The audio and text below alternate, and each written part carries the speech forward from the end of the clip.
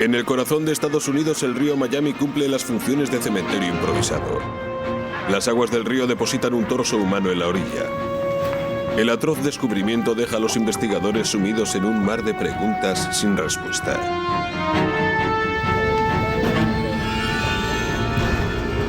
En San Diego, California, un asesino ha dejado varias pruebas materiales. Los detectives deberán examinar estas pequeñas pruebas para probar que se ha cometido un asesinato. Algunos asesinos llegan a extremos impensables para no dejar rastros de la violencia que han ejercido sobre sus víctimas. Pero frecuentemente el sendero retorcido que les conduce al asesinato está pavimentado con mentiras. A veces las personas más cercanas a nosotros pueden ser las más peligrosas. Bajo una apariencia de confianza puede esconderse una obsesión oculta.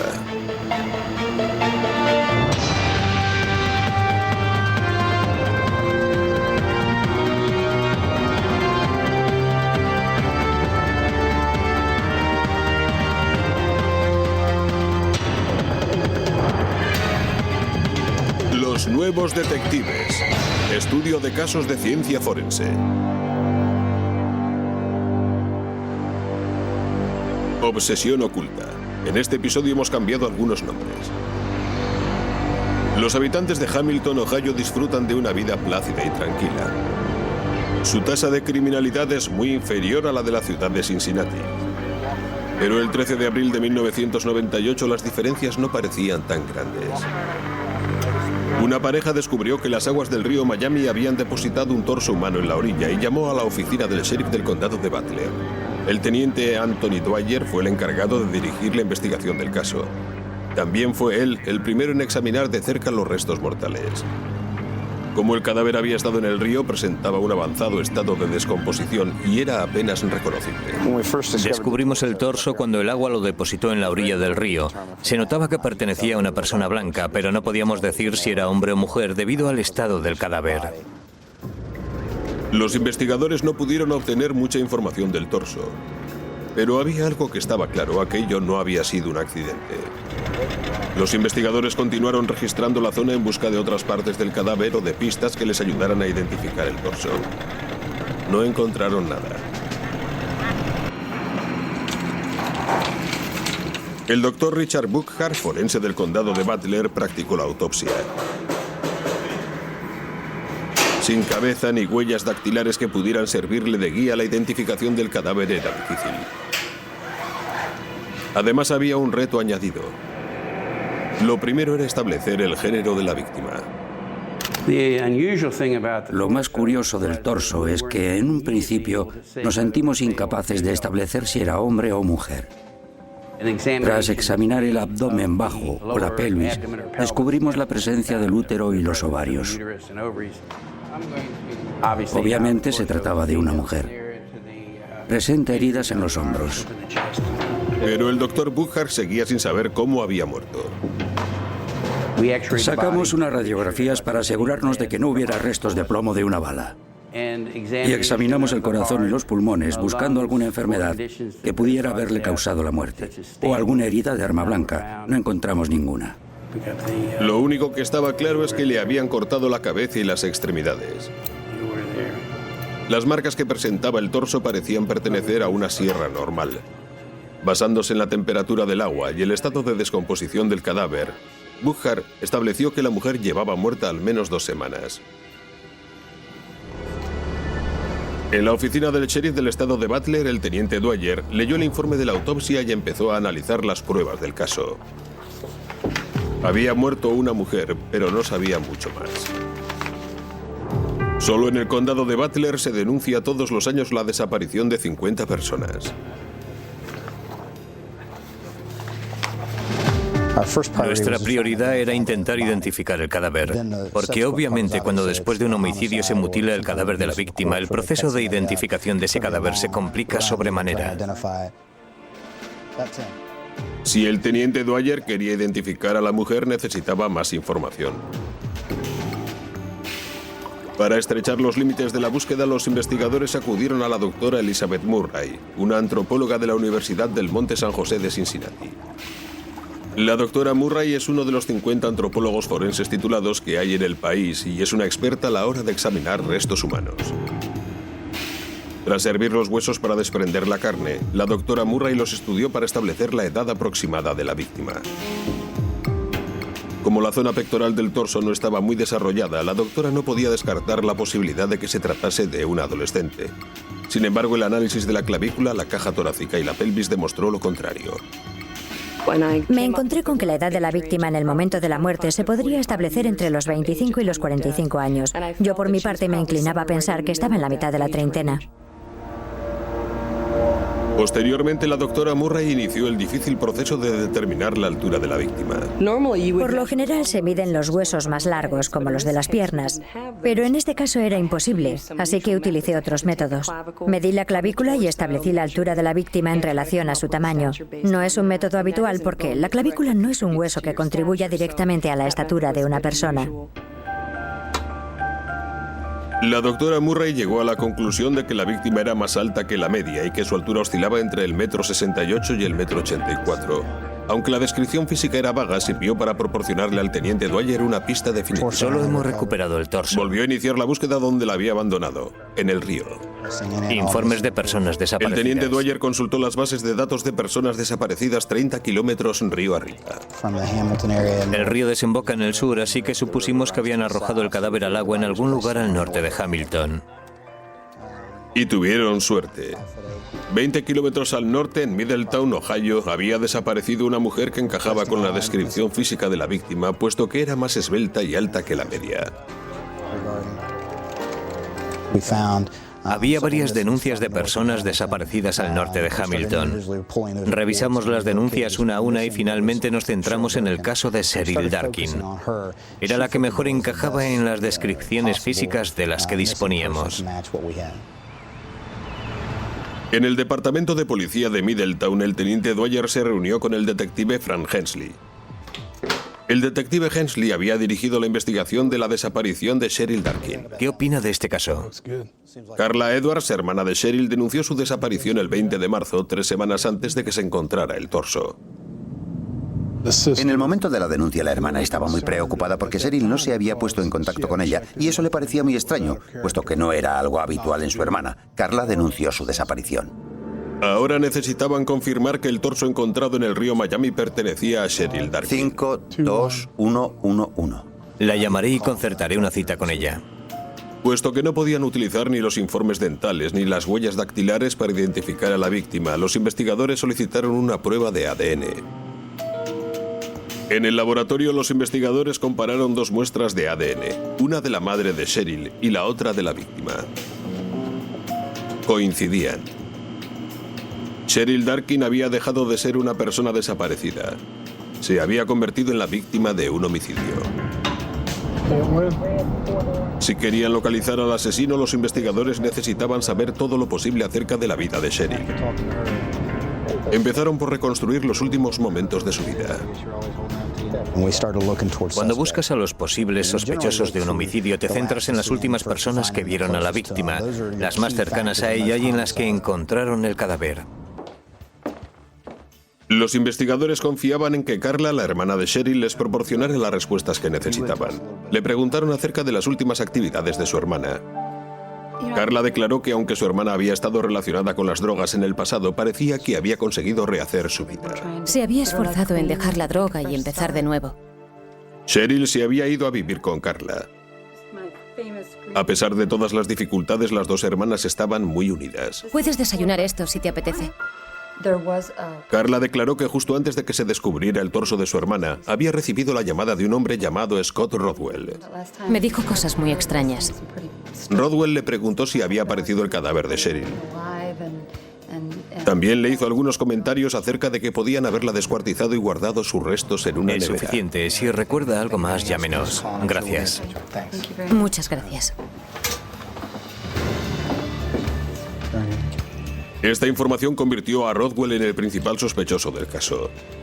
Su historial criminal demostraba que había sido detenido varias veces y acusado de malos tratos por su exmujer.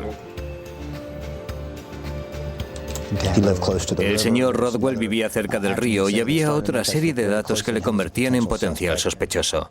El señor Rodwell vivía en Middletown y era un amigo cercano de Cheryl. Ella había pasado algún tiempo en su casa y le llamaba con frecuencia. Siéntese, por favor. El teniente Dwyer interrogó a Scott Rodwell en la oficina del sheriff del ¿Cómo condado está, de Scott? Butler. Le agradezco que haya venido.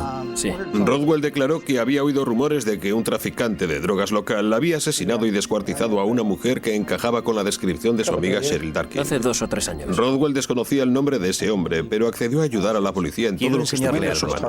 algo. Una de las primeras cosas que hicimos cuando nos centramos en Scott Rodwell como posible sospechoso fue estudiar sus llamadas telefónicas. Eso nos permitió conocer las llamadas que le había hecho la víctima y saber hasta qué día seguía viva. Todas las llamadas conocidas terminaban el 28 de febrero de 1998. Ese dato nos ayudó a establecer la fecha probable de su desaparición. Cheryl llamó a Rodwell por última vez desde un teléfono público de la avenida Garfield. Rodwell declaró que Cheryl le llamaba con frecuencia desde ese teléfono. Como la víctima no tenía coche, tenía que depender de sus amigos para sus desplazamientos. Dwyer creyó la versión de Rodwell. Se mostró bastante tranquilo, colaboró con nosotros y no nos puso ninguna traba. Nos ayudó mucho con las llamadas. A medida que avanzaba el caso, la posibilidad de que Rodwell fuera el asesino fue desvaneciéndose. Los investigadores estaban convencidos de que Scott Rodwell no era el asesino. En Ohio, un asesino sanguinario había matado a Cheryl Darkin, de 34 años, y había descuartizado su cuerpo. Los restos de Cheryl fueron enviados al doctor Stephen Sims, del Centro Forense Regional de la Universidad de Tennessee. El doctor Sims es experto en marcas dejadas por herramientas, y su misión era establecer qué herramientas se había utilizado para despedazar el cuerpo de Cheryl. Sims examinó las marcas que presentaban los extremos de los huesos. Puedo examinar unas estriaciones y determinar las características del filo que las ha causado.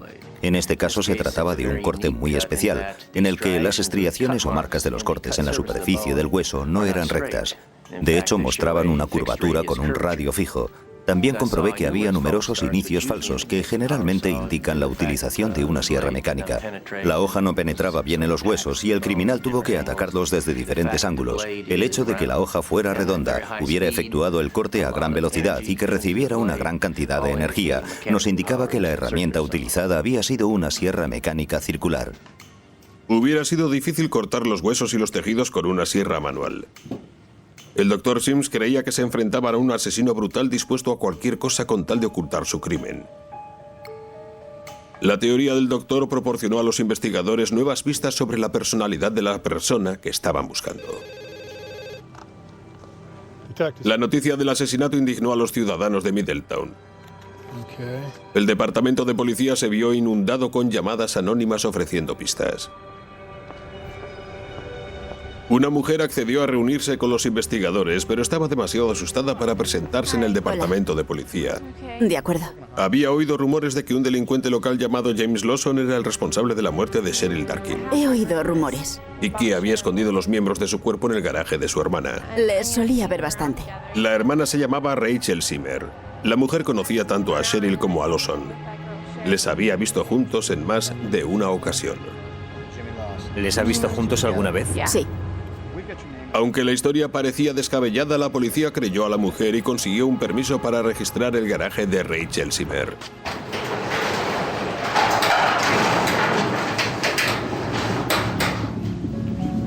Los investigadores registraron el garaje en busca de pistas. Aunque no encontraron nada, la búsqueda sirvió para darle un nuevo impulso al caso.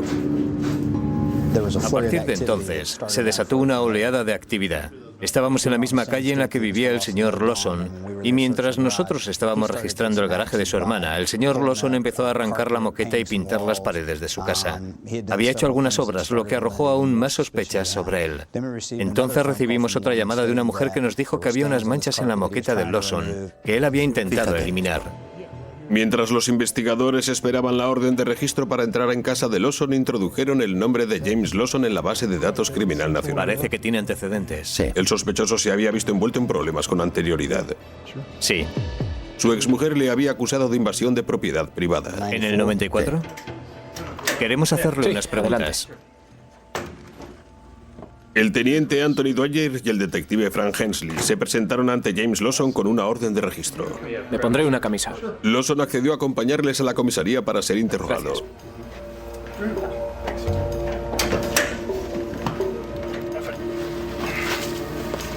Gracias. Esto es lo que ha tirado.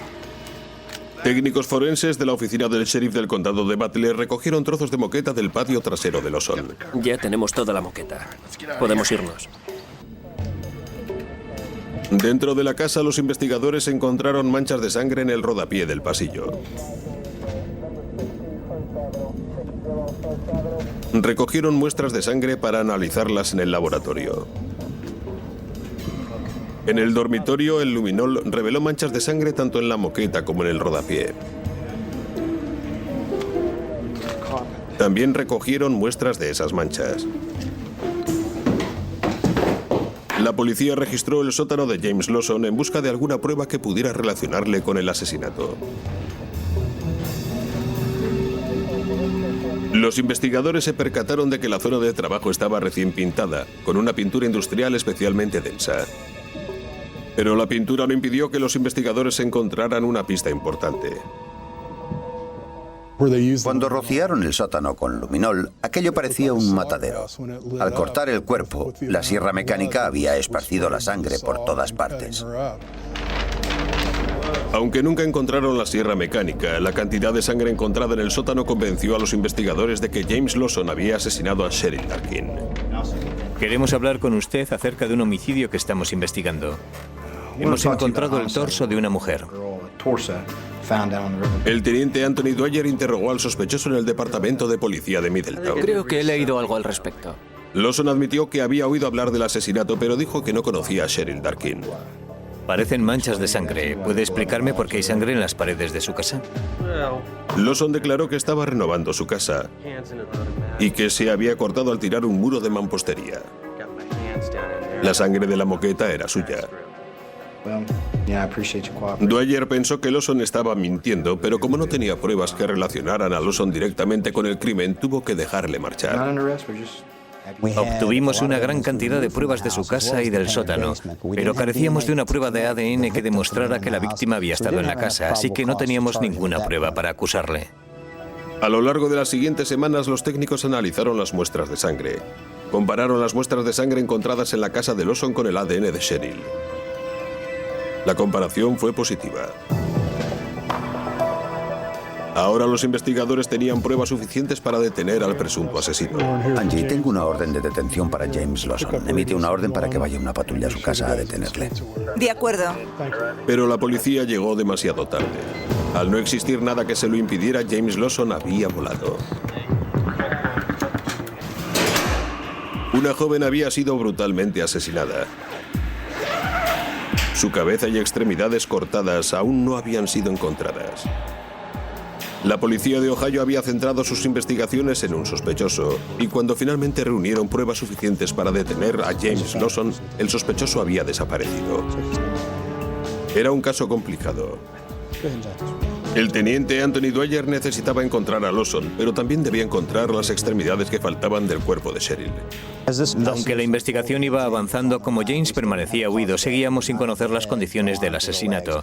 Solo teníamos el torso y no podíamos establecer la causa de la muerte. Los investigadores sabían que les costaría obtener una condena por asesinato si no encontraban el resto del cadáver. Investigaron a las personas cercanas al sospechoso en busca de alguna pista que pudiera conducirles a las extremidades cortadas de la víctima. Una de esas personas fue Rachel Zimmer, la hermana de James Lawson. El teniente Dwyer y el detective Frank Hensley ya habían registrado su garaje. Ahora decidieron que había llegado la hora de interrogarla. Bebimos, queríamos olvidarnos de todo.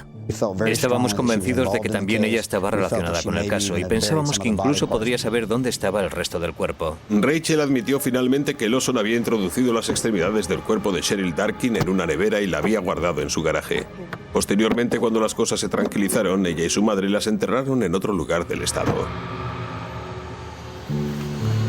Rachel insistió en que no sabía nada de su hermano desde su desaparición. Date prisa, sí. ¿Recuerda el lugar donde las enterraron? Sí.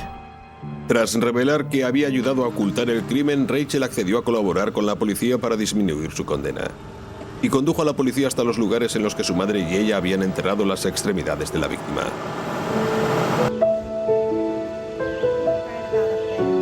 Aparcamos en una zona apartada y nos adentramos en el bosque.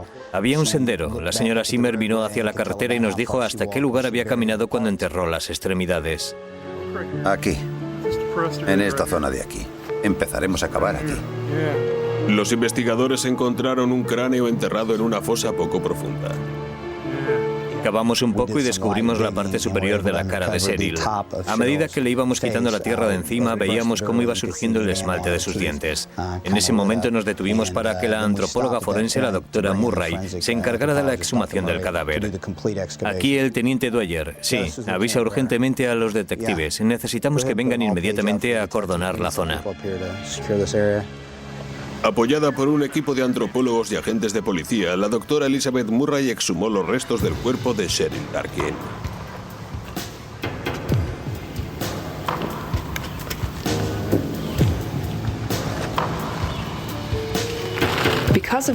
Debido a mi experiencia como arqueóloga, utilicé técnicas arqueológicas modificadas para exhumar los restos.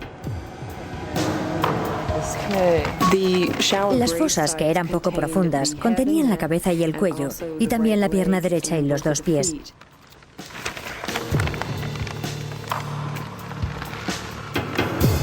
Tras procesar los restos, la doctora Murray examinó el cráneo para establecer la causa de la muerte. El cráneo presentaba al menos 4 impactos. Tenía un golpe en la zona de la mejilla que se extendía hasta la nariz, por lo que es posible que recibiera 1 o 2 golpes diferentes en el rostro. Y tenía un corte profundo aquí, encima del labio, que nos indicaba que el arma podía haber tenido alguna especie de filo. También había otra zona dañada en uno de los laterales del cráneo. Esta parte había recibido un fuerte golpe y una gran porción del hueso había sido desplazada hacia dentro del cráneo desde uno de los laterales. Finalmente tenía una pequeña lesión detrás de la oreja, como si hubiera recibido un impacto por detrás. Era evidente que la víctima había sido golpeada con un objeto contundente. Las pruebas de laboratorio confirmaron las sospechas de los investigadores. Las muestras de ADN obtenidas del torso, el cráneo y las extremidades coincidían por completo. Todas las partes pertenecían a Cheryl Darkin. Ahora la policía volvió sus ojos hacia una de las personas que había ayudado a Lawson a deshacerse del cadáver, su madre. Espósenla. Susan Abdo, de 46 años, fue detenida en su casa el 1 de septiembre de 1998.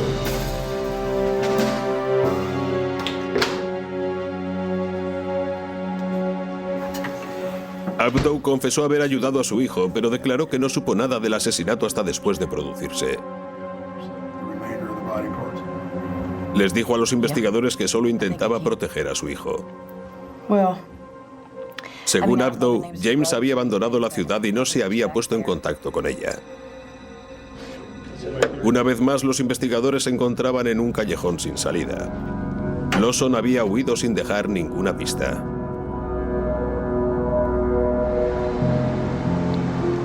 Meses después, Dwyer recibió una llamada telefónica. Un programa de televisión que presentaba casos criminales se puso en contacto con nosotros para mostrar a Lawson como un sospechoso huido de la policía. Una vez más, la policía recibió cientos de pistas. Entre ellas la llamada de una anciana de Indiana. Sección de detectives, Hansley. La anciana les contó que su nieta estaba viviendo con un hombre que ella creía que era James Lawson. ¿Cuándo ha sido la última vez que le ha visto? Muy bien, de acuerdo. Iremos a Indiana. La anciana tenía un vídeo en el que aparecía Lawson. Así que fuimos a Indiana. Nos mostró el vídeo e inmediatamente identificamos a James Lawson como el hombre que ella conocía con el nombre de David Wallace. Hoy no. La anciana dijo que Lawson se había portado de forma sospechosa desde la emisión del programa. Se sentía muy incómodo cada vez que le fotografiaban o grababan en vídeo. Un equipo de detención del Departamento de Policía de Middletown, apoyado por agentes de otros 4 departamentos, rodeó la residencia de Lawson. Ponga las manos en la cabeza, ponga las manos en la cabeza. Un momento, ¿a qué viene esto? Señor Dawson, queda usted detenido. Lawson fue detenido y acusado del asesinato en primer grado de Cheryl Yo Darkin. soy David Wallace. Durante los interrogatorios, Lawson no admitió nada. Pero las pruebas en su contra eran abrumadoras.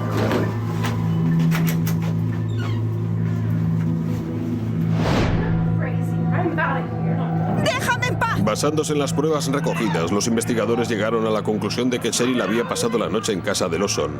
¡Quiero el dinero! ¡Suéltame!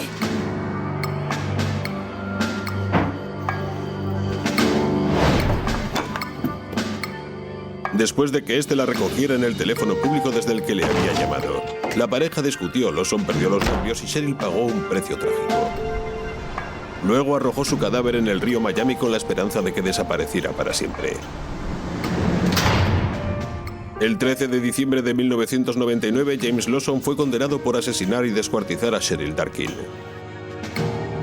Recibió una sentencia de 21 años a cadena perpetua por asesinato, ocultación de pruebas y ultraje de un cadáver. En el verano de 2000 se realizó un desagradable descubrimiento en San Diego, California.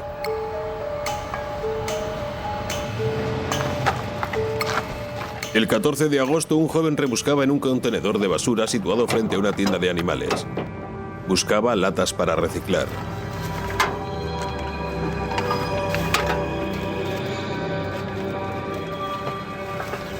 Dentro de una bolsa de papel vio algo que le dejó helado. Parecía un dedo carbonizado.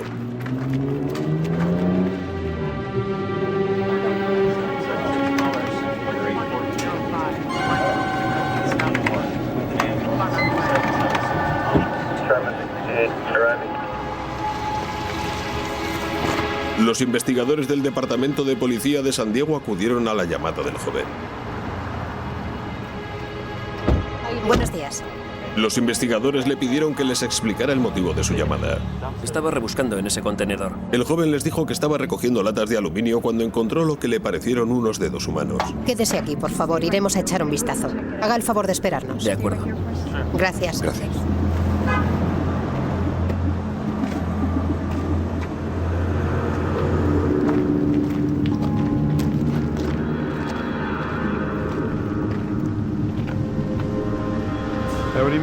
Aunque parecían ser las puntas de unos dedos humanos, los detectives querían estar totalmente Llama al seguros. especialista forense. Los detectives llamaron a los expertos para que analizaran los dedos.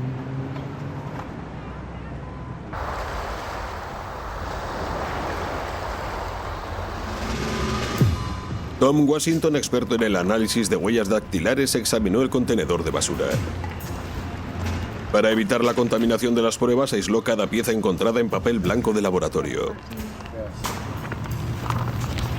El experto fue consciente enseguida de que se trataba de un caso poco corriente. Supe que eran dedos humanos porque conservaban las uñas. El experto encontró en total las puntas de 8 dedos. Los investigadores registraron el contenedor a conciencia teniendo cuidado de no alterar ninguna posible prueba. Junto a los dedos encontraron otra serie de objetos incluyendo una cizalla. La cizalla tenía un código de barras con su correspondiente número. La policía confiaba en que les sirviera para localizar la tienda en la que fue adquirida. Pero el descubrimiento más escalofriante fue una página manuscrita en la que se relataba el crimen paso a paso. Había algunas hojas con diversas anotaciones. Era una de esas listas en las que anotas las cosas que tienes que hacer. Cosas como alquilar un vehículo lo suficientemente grande como para que quepa un cadáver, hora en la que salgo de trabajar, consolar a la familia de la víctima. Básicamente el asesino había anotado las cosas que había planeado hacer. Las pruebas encontradas en el contenedor apuntaban a un crimen que había sido cuidadosamente planeado y brutalmente ejecutado. El objetivo del asesino era que la identidad de la víctima constituyera un misterio. La policía de San Diego se enfrentaba a un caso complejo. El sargento Bill Holmes sabía que su resolución no sería fácil. En un principio no teníamos ninguna pista. Cuando no sabes cuál ha podido ser la escena del crimen o dónde está el resto del cadáver, el reto es considerable. El experto forense Tom Washington examinó los dedos. El principal reto era identificar a la víctima. Teníamos los dedos, pero no sabíamos a quién pertenecían. Los dedos estaban tan carbonizados que no era posible identificar las huellas dactilares. Los investigadores sabían que necesitaban más información si querían descubrir a quién pertenecían aquellos dedos y por qué habían acabado en un contenedor.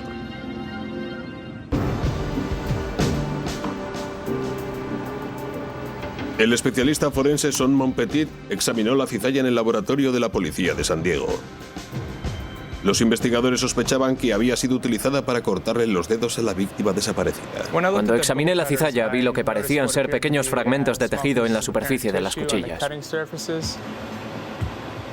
Se comprobó que era tejido humano y se guardó por si fuera necesario realizar una prueba de ADN. Pero no se encontraron huellas dactilares en la cizalla.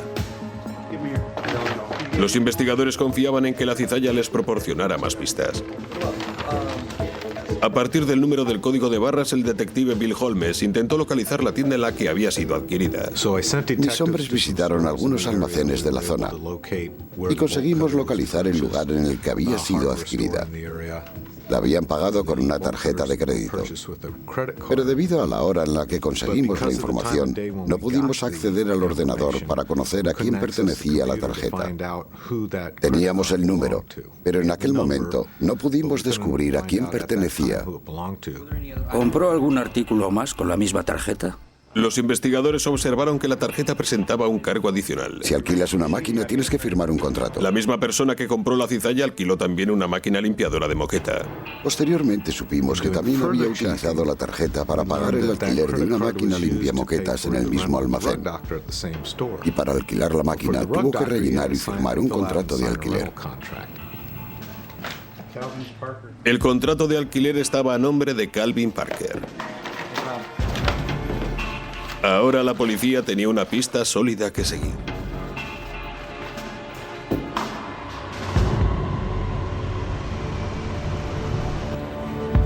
Los investigadores descubrieron que Calvin Parker no tenía antecedentes penales, era un veterano de guerra y ciertamente no encajaba con el perfil de un asesino cruel.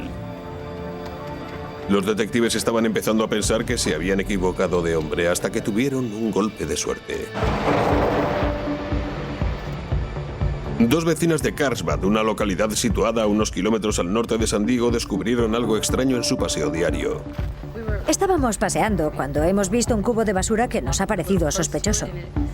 Aunque era un cubo de basura corriente, la tapa estaba asegurada firmemente con cinta aislante. Quédense cerca del coche mientras echo un vistazo, ¿de acuerdo?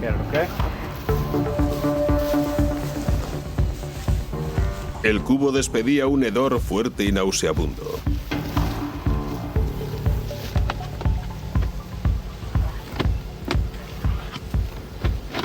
El agente abrió el cubo y descubrió el cadáver de una mujer. Hemos encontrado un cadáver. Necesitamos la presencia del forense. El doctor Christopher Swalwell, del Laboratorio Forense del Condado de San Diego, examinó a la víctima, una mujer blanca de unos 30 años. El estado de descomposición del cadáver indicaba que había muerto entre 1 y 3 días antes. Estaba desnuda a excepción de un pañuelo que llevaba en el cuello. Como el doctor Swalwell estaba al tanto del descubrimiento de los dedos en el contenedor de San Diego, no tuvo que hacer muchas conjeturas. A la víctima le faltaban todos los dedos. Así que no hizo falta más que sumar 2 y 2 para llegar a la conclusión de que los dos casos estaban relacionados. El doctor Swalwell estableció que la causa de la muerte había sido un gran corte realizado en un lado del cuello que le había seccionado la yugular. La otra herida que presentaba la víctima era una laceración en el cuero cabelludo que se correspondía con una fractura craneal, lo que significaba que era una herida importante. También había indicios que sugerían que la víctima había sido violada. El doctor Swalwell observó la existencia de magulladuras en las muñecas, el rostro y la espalda, lo que indicaba que la víctima había sido apaleada antes de morir.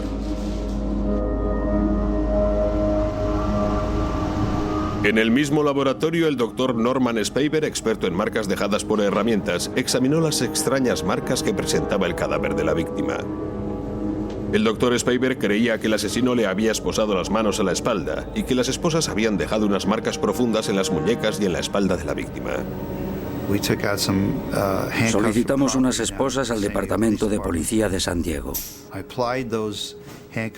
Se las puse en las muñecas. Coloqué a la víctima boca abajo en la mesa de laboratorio y comprobé que las esposas quedaban exactamente en el lugar en el que la espalda baja de la víctima presentaba una marca horizontal. El asesino había esposado e inmovilizado a la víctima antes de matarla. Los investigadores iniciaron la búsqueda de Calvin Parker. No estaba en casa, pero la policía mantuvo su residencia vigilada. Ordenamos a algunos de nuestros detectives que vigilaran la residencia del señor Parker por si éste aparecía.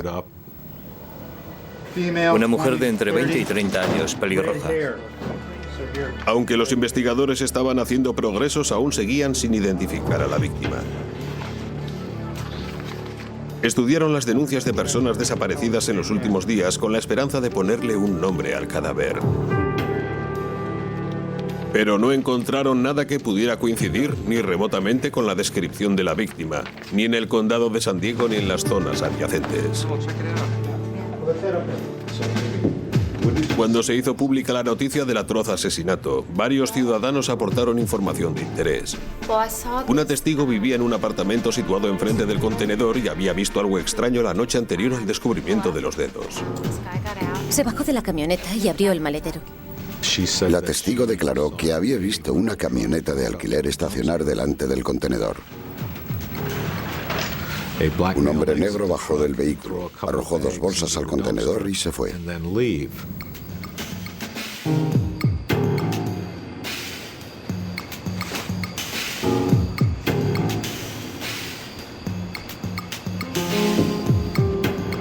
La testigo también recordaba haber visto al hombre arrojar algo entre unos arbustos. Su impresión inicial fue que había tirado un cigarrillo. Pero no vio que cayera ninguna lumbre ni que saltaran chispas. Los investigadores regresaron al contenedor y registraron la zona. Encontraron la punta del dedo pulgar de la mano derecha de la víctima.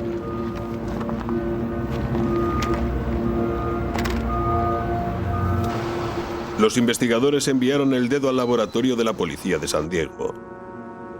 Tom Washington fue el encargado de estudiarlo. La huella dactilar estaba en suficiente buen estado como para dejar una impresión nítida. La introdujeron en la base de datos, pero no tuvieron éxito. Seguían sin tener con quién compararla.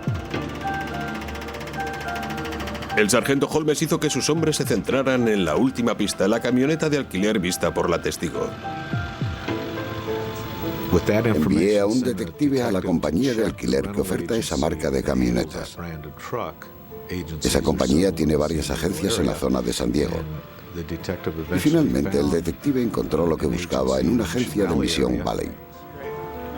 El contrato de alquiler estaba a nombre de una persona que le resultaba familiar, Calvin Parker. Los investigadores confiscaron la camioneta y se la llevaron. Rociaron su interior con luminol y descubrieron una mancha de sangre circular.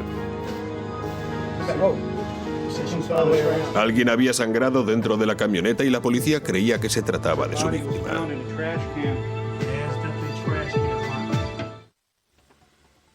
En el laboratorio de la policía de San Diego, Son Monpetit comparó los restos de tejido humanos encontrados en la cizalla con el ADN de la víctima. El análisis de ADN de los restos de tejido demostró que pertenecían a la víctima. Posteriormente los comparó con la sangre encontrada en la camioneta. Tanto la sangre como los restos de carne encontrados en la cizalla coincidían con el ADN de la víctima. La policía disponía ya de la prueba directa que necesitaba para obtener una orden de registro del apartamento de Calvin Parker. El detective Bill Holmes se puso al frente del equipo. Teníamos suficiente información para creer que el señor Parker era el responsable de este crimen y que lo más probable era que se hubiera producido en su apartamento. Así que conseguimos una orden de registro para su residencia y su persona. Agentes de policía con una orden de registro piden permiso para entrar. La policía entró con precaución en la residencia del sospechoso.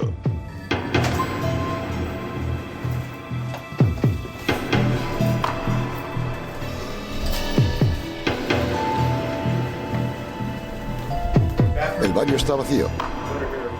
No había ni rastro de él, pero los investigadores encontraron una serie de pistas que les sirvieron para que todas las piezas encajaran en su lugar. Cuando entramos en el apartamento no estábamos seguros de quién era nuestra víctima. No teníamos su nombre. Estábamos seguros de que los dedos encontrados pertenecían al cadáver de Carlsbad, pero no sabíamos a quién pertenecía el cadáver, hasta que entramos en el apartamento del señor Parker. Allí encontramos fotografías de la víctima y su documento de identidad. Se llamaba Misty Geer y compartía el apartamento con Calvin Parker. Durante la semana siguiente, los investigadores trabajaron en turnos de 18 horas para recuperar más de 100 pruebas. Encontramos una gran cantidad de notas y documentos. En la cocina encontramos la solicitud de una tarjeta de crédito con el nombre de Misty. También encontramos algunos de sus cheques extendidos a nombre de Calvin. Y encontramos algunas notas de contenido sexual, tanto en el contenedor como en el apartamento, relacionadas directamente con Misty y que habían sido escritas por el señor Parker. Las pruebas contra Calvin Parker se iban acumulando. Los científicos forenses rociaron el apartamento con luminol para encontrar algún resto de sangre. Aunque la moqueta había sido limpiada recientemente, había un reguero de manchas de sangre que conducía del dormitorio de Misty al baño.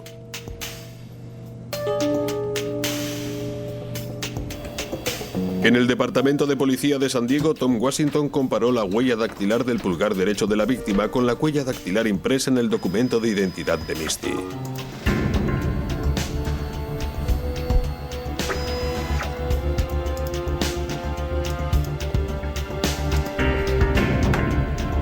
Las huellas coincidían. La víctima fue identificada positivamente como Misty Geer.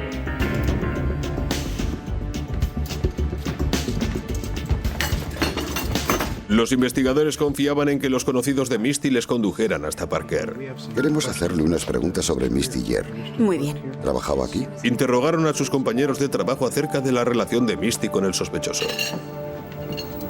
Parker y Misty llevaban 3 meses compartiendo el apartamento. Cada uno disponía de su propio dormitorio y su propio baño, y no mantenían relaciones, aunque Parker se sentía atraído por ella. Pero Misty no quería mantener ninguna relación sentimental con el sospechoso.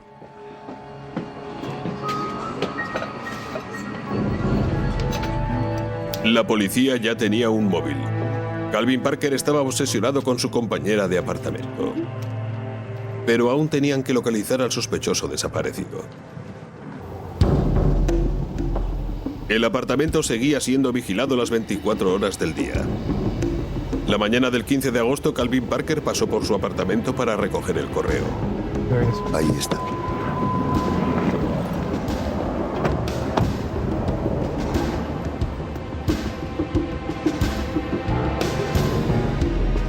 Calvin. ¿Sabe por qué estamos aquí? Sí. Ponga las manos detrás de la cabeza. No se mueva. Dese la vuelta. Tras detenerle, la policía procedió a interrogarle. Encontramos los dedos de la chica en un contenedor. Durante el interrogatorio, la policía sacó a relucir el gran número de pruebas contra él que habían recogido. Dígame, por favor, cómo ocurrió. Parker narró al sargento Holmes su versión de los hechos que condujeron a la muerte de Misty. Parker declaró que estaba en casa viendo la televisión en su dormitorio cuando Misty regresó de su trabajo a las 10:30 de la noche. La joven entró en su dormitorio y se puso a ver la tele. Media hora más tarde, Parker entró en el dormitorio de la joven y se sentó en la cama. Vieron un rato la tele juntos y luego mantuvieron relaciones sexuales consentidas. Según Parker, Misty accedió a ser su novia, aunque luego cambió de idea. Discutieron y ella le insultó. Parker perdió los nervios y la golpeó. La golpeé en el pecho. Parker perdió los nervios, agarró un marco de fotografía que estaba en la mesilla y la golpeó 3 veces. Una en la cabeza, otra en la garganta y otra en el pecho. La joven empezó a sangrar profusamente. ¿La golpeó con un marco de fotografía? El tamaño de las heridas y las marcas de esposas que presentaban las muñecas de Misty hablaban de una historia diferente. Encontramos varios marcos con fotografías cerca de la cama, pero ninguno estaba dañado ni eran lo suficientemente pesados como para producir las heridas que presentaba el cadáver de Misty. Los investigadores creían que Calvin Parker se sentía atraído por Misty. Como la joven no correspondía a sus sentimientos, Parker empezó a obsesionarse peligrosamente con ella y la atacó mientras dormía. Luego arrastró su cuerpo hasta el baño, donde le cortó la punta de los dedos para evitar su identificación. El 17 de julio de 2002, Calvin Parker fue declarado culpable de asesinato en primer grado y condenado a muerte. Los asesinos llegan a extremos increíbles para evitar la acción de la justicia y destruyen todo rastro de sus crímenes y de sus víctimas. Pero incluso los asesinos más meticulosos son incapaces de anticipar la precisión con la que la ciencia forense puede desenterrar incluso las obsesiones más ocultas.